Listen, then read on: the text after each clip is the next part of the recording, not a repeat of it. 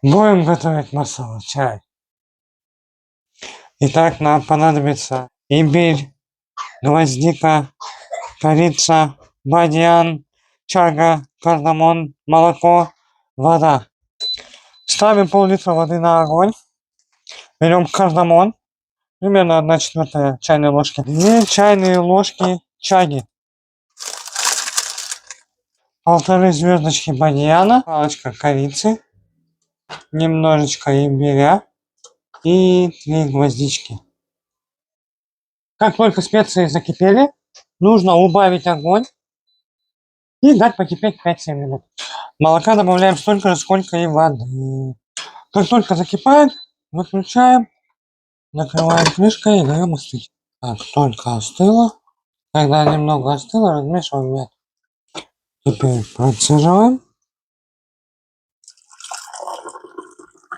И все, можете наслаждаться.